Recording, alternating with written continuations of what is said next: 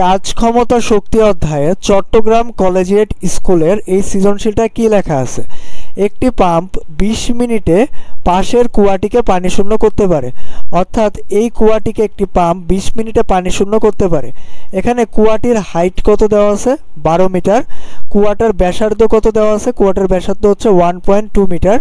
আর কুয়াটি সম্পূর্ণ পানিপূর্ণ অবস্থায় আছে, এখানে লেখা আছে। এখন গ নাম্বার কোয়েশ্চেনে বলা আছে কুয়াটিকে পানি শূন্য করতে কৃতকাজের পরিমাণ নির্ণয় করো। অর্থাৎ আমরা লিখতে পারি যে কৃতকাজ equals to M G H. অর্থাৎ এখানে এম হচ্ছে এই সম্পূর্ণ কুয়ার পানির ভর, জি হচ্ছে অভিকর্ষণী ত্বরণ, আর এইচ হচ্ছে কুয়ার ভরকেন্দ্র থেকে কুয়ার মুখের সরণ অথবা ভরকেন্দ্রের সরণ। যেহেতু কুয়াটি সম্পূর্ণ পানিপূর্ণ অবস্থায় আছে, এর ভরকেন্দ্রটা কুয়ার মাঝামাঝি অবস্থান করবে এখানে। আর এখান থেকে কুয়ার মুখের ডিস্টেন্সটা অর্থাৎ ভরকেন্দ্রের সরণটা কত পাচ্ছি আমরা?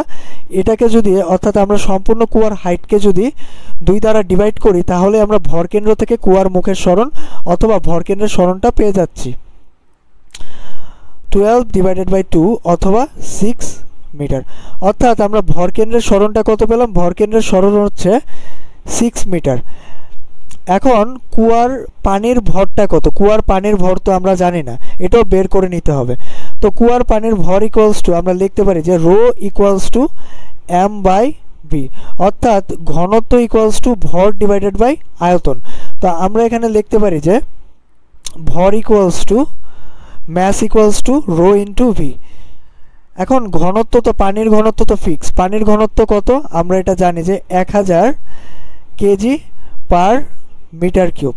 এখন আয়তনটা কত? এই সম্পূর্ণ পানির আয়তনটা কত? এখন সম্পূর্ণ পানির ভর বের করতে হলে আমাদের এখানে আমরা তো ঘনত্বটা জানি, এখন আয়তনটা বের করা লাগবে। তো আমরা আয়তন ইকুয়ালস টু লিখতে পারি যে ক্ষেত্রফল ইনটু হাইট।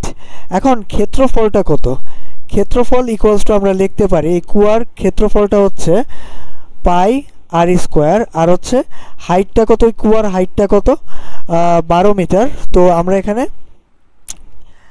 যদি ভ্যালুগুলো বসাই দিই তাহলে কত পাচ্ছি? যে ঘনত্ব হচ্ছে 1000 আর হচ্ছে পাইয়ের ভ্যালু হচ্ছে 3.1416 আর হচ্ছে ব্যাসার্ধ কত? ব্যাসার্ধ হচ্ছে 1.2 মিটার স্কোয়ার আর হচ্ছে এখানে হাইট কত?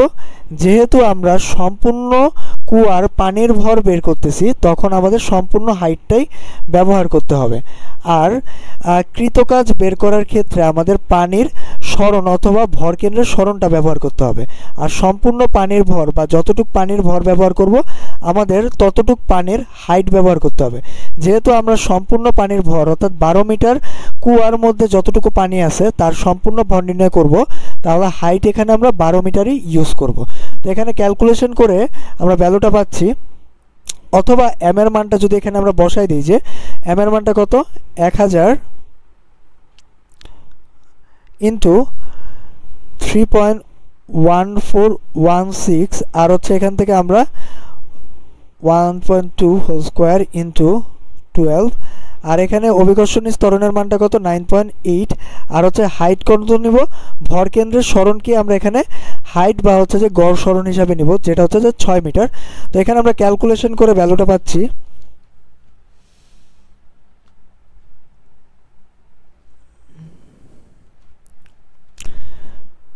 3.192 ইন্টু 10⁶ জুল। অর্থাৎ এই সম্পূর্ণ কুয়ার পানি এই পাম্পটি যেটা 20 মিনিটে অপসারণ করতে পারে তার দ্বারা যদি আমরা পানিকে অপসারণ করি তাহলে হচ্ছে যে কত শক্তি ব্যয় হবে বা কৃতকাজের পরিমাণটা হবে 3.192 ইন্টু 10⁶ জুল। এখন ঘ নাম্বার কোয়েশ্চেনে কি বলা আছে? ঘ নাম্বার কোয়েশ্চেনে বলা আছে পাম্প চালকের মন্তব্যটি যথার্থ কিনা গাণিতিকভাবে বিশ্লেষণ করো। এখানে এই পরের লাইনে পাম্প চালকের একটা মন্তব্য আছে, আমরা যদি পড়ি এখানে পাম্পটির ক্ষমতা কত? 52% বিনষ্ট হলে পাম্প চালক কুয়াটির সম্পূর্ণ পানি একই পাম্প দ্বারা দ্বিগুণ সময় খালি করা সম্ভব হবে কিনা এটার একটা মন্তব্য করেছে। অর্থাৎ পাম্প চালক মন্তব্য করেছে যদি পাম্পটির ক্ষমতা 52% কমে যায় বা 52% নষ্ট হয়ে যায় তাহলে পাম্প চালক একটা মন্তব্য করেছে, এটা হলো যে পাম্পটি দ্বিগুণ সময়ে একই পরিমাণ পানিকে তুলতে পারবে। অর্থাৎ পাম্পটা যেখানে 20 মিনিটে সম্পূর্ণ পানি তুলে ফেলতে পারতেছিল, যখন পাম্পটার 52% নষ্ট হয়ে যাবে অথবা 52% মানে কি বলা যায় যে কাজ করা বন্ধ হয়ে যাবে, তখন এর মাত্র যখন 48% কর্মক্ষম থাকবে বা এর ক্ষমতা যখন মাত্র 48% থাকবে, তখন পাম্পটি দ্বিগুণ সময়ে অর্থাৎ 20 × 2 আগের দ্বিগুণ সময় অর্থাৎ 40 মিনিট সময়ে কি বলা যায় যে সম্পূর্ণ পানি অপসারণ করতে পারবে।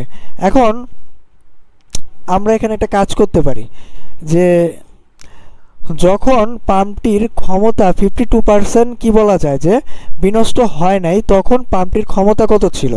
তো পাম্পটির ক্ষমতা তখন আমরা ধরে নিই যে 100% ছিল।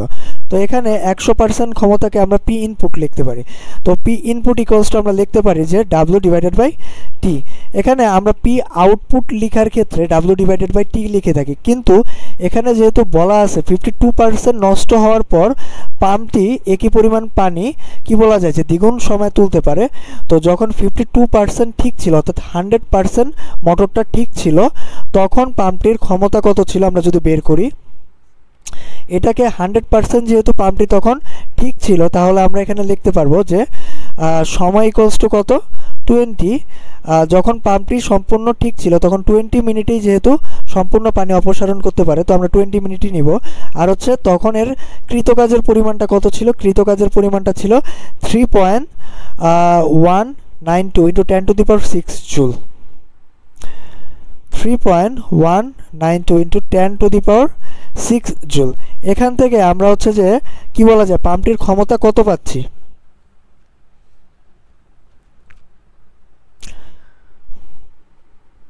2660 ওয়াট।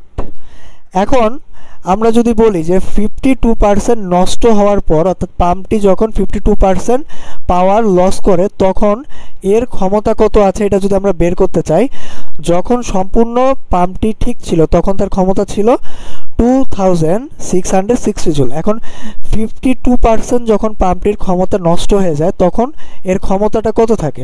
তো কর্মদক্ষতা তখন 100% ছিল যখন পাম্পটা সম্পূর্ণরূপে ঠিক ছিল। এখন 52% যদি পাম্পটা কি করে যে কাজ করা বা হচ্ছে যে ক্ষমতা বিনষ্ট হয়ে যায়, তাহলে পাম্পটির এখানে ক্ষমতা কত থাকবে এটা বের করতে হলে আমরা আরেকটা জিনিস এখানে বের করে নিতে পারি যে পাম্পটির কর্মদক্ষতা তখন কত থাকে। যেহেতু 52% নষ্ট হয়ে গেছে, তাহলে পাম্পটির কর্মদক্ষতা থাকে 0.48%। অর্থাৎ আমরা এখানে কর্মদক্ষতা আগে 100% ধরে নিয়েছিলাম, 52% কর্মদক্ষতা নষ্ট হয়ে যায়, তখন হচ্ছে কর্মদক্ষতা কত থাকে যে 0.48%, মানে কত বলা যায় যে 48% অথবা 0.48%। এখন আমরা যদি পি আউটপুটটা নির্ণয় করতে যাই যে পি কর্মদক্ষতা ইকুয়ালস টু আমরা কত লিখতে পারি? কর্মদক্ষতা equals to P output divided by P input. এখন আমরা এখান থেকে লিখতে পারি যে কর্মদক্ষতা into P input equals to P output. এখন এখান থেকে আমরা পি আউটপুটের ভ্যালুটা কত পাচ্ছি? তো আমরা যদি লিখি যে কি লেখা যায়, কর্মদক্ষতা into P input equals to P output ছিল। তো এখানে কর্মদক্ষতা কত 0.48%, আর হচ্ছে পি ইনপুট কত ছিল 2660 ওয়াট। তো এখান থেকে পি আউটপুট অথবা আমরা বলতে পারি যখন মোটরটা 48% কর্মদক্ষতা ছিল তখন এর পি আউটপুটটা কত? পি আউটপুটটা আমরা পাচ্ছি হলো